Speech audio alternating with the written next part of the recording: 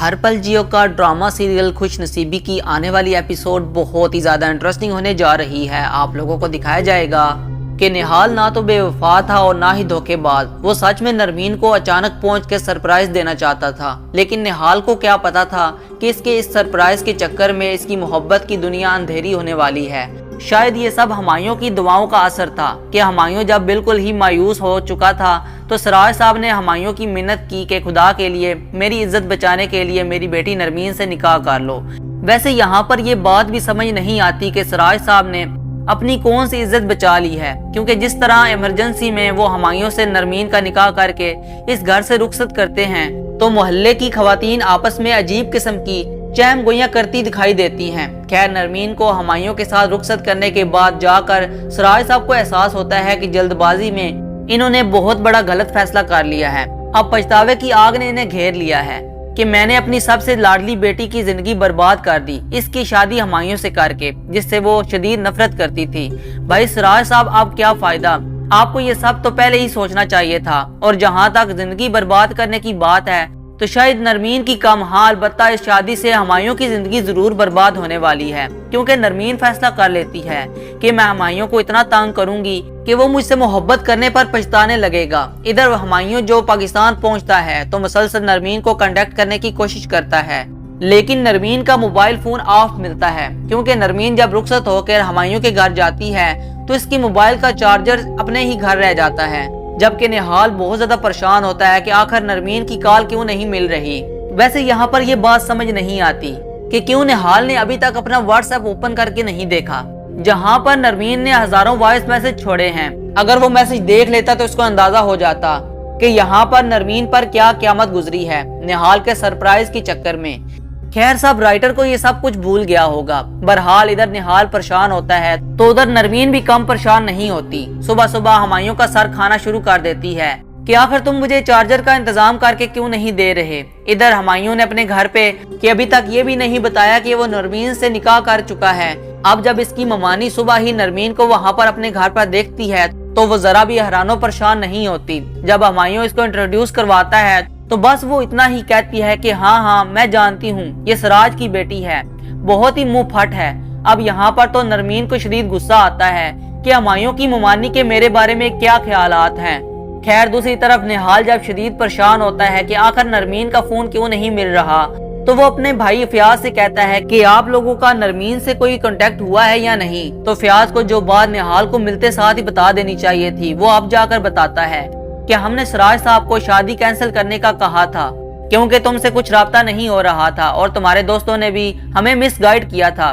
تم تو کب کے دبئی سے نکل چکے ہو، تو ہمیں یہی لگا کہ تم پاکستان آنے کے بجائے شاید کسی اور کنٹری چلے گئے ہو۔ یہ بات سن کر تو نہال شدید پریشان ہو جاتا ہے اور اس کو غصہ بھی آتا ہے۔ وہ اپنے بھائی فیاض سے کہتا ہے کہ وہاں میں دبئی ایئرپورٹ پر دراصل پھنس گیا تھا اور کچھ ایسا معاملہ ہوا تھا کہ میں آپ لوگوں سے کانٹیکٹ بھی نہیں کر پا رہا تھا۔ میں 2 دن لیٹ کیا ہوا، آپ لوگوں نے تو میری کشتی ہی ڈبو دی۔ اب وہ اپنے بھائی اور بھابھی سے کہتا ہے کہ بس آپ لوگ ابھی تیاری کریں، میرے ساتھ چلیں، ہم آج ہی سراج صاحب کے گھر جائیں گے۔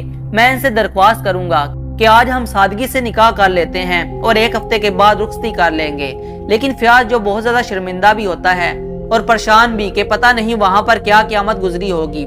ظاہر ہے کہ ہر جگہ کارز بھی بڑھ چکے تھے اور مہمانوں کی آمد و رفت بھی شروع ہو چکی تھی، تو وہ کہتا ہے کہ بھائی مجھ سے تو اب کچھ نہیں ہوگا، جو بھی کرنا ہے تم اور تمہاری بھابھی کر لو، میں ٹھیک ہے تم لوگوں کے ساتھ جانے کے لیے تیار ہوں، میں جاؤں گا، لیکن سراج صاحب سے اب میں بات نہیں کر سکتا۔ تو نہال اب فیصلہ کر لیتا ہے کہ بات کرنے سے بہتر ہے کہ ہم ڈائریکٹ ہی سراج صاحب کے گھر پہنچ جائیں۔ اور جناب جب نہال سراج صاحب کے گھر پہنچتا ہے اور ڈور بیل دیتا ہے تو ماہین دروازہ کھولنے آتی ہے۔ نہال کو دیکھ کر حیران پریشان ہو جاتی ہے۔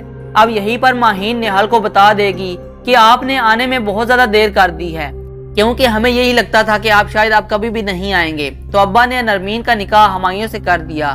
یہ سن کر تو نہال کو یوں محسوس ہوگا جیسے کسی نے اس کے پاؤں تلے سے زمین کھینچ لی ہو، اور تو اور وہ اچھا خاصا مذاق بھی اڑائے گا، کہے گا کہ کیا مطلب نرمین کا نکاح اس معمولی سے درزی سے کر دیا، بھلا نرمین اس درزی کے ساتھ کیسے رہے گی۔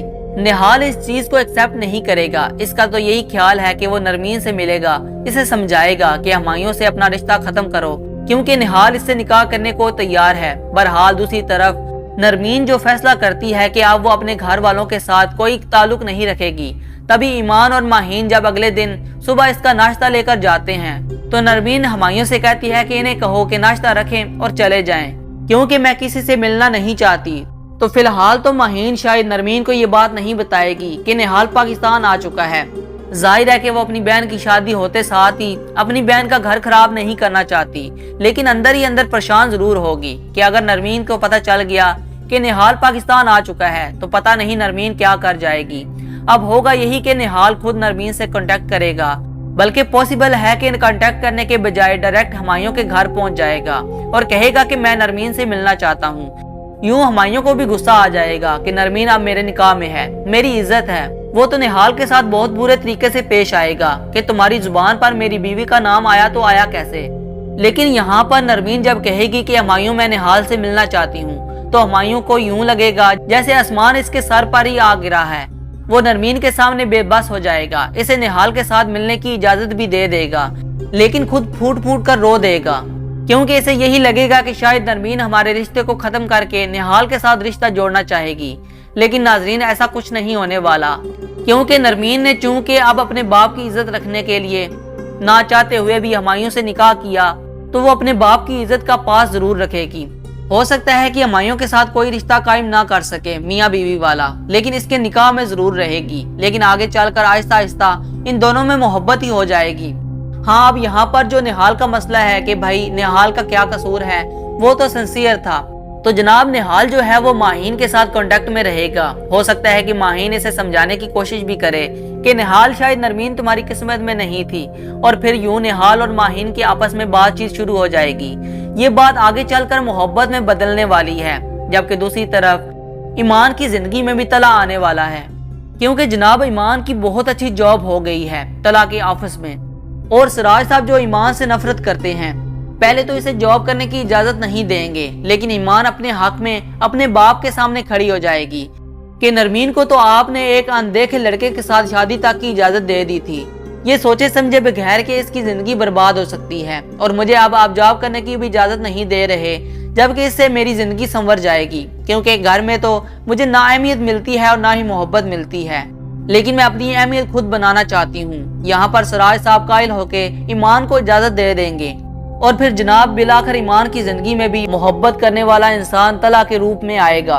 तो नाजरीन ये तो हमारी प्रेडिक्शन थी। बहरहाल आपको क्या लगता है कि निहाल के साथ नाइंसाफी हो रही है या नहीं, कमेंट्स में जरूर बताइएगा। वीडियो पसंद आई है तो वीडियो को लाइक और चैनल को सब्सक्राइब करके बेल आइकन को लाजमी से प्रेस कर दें।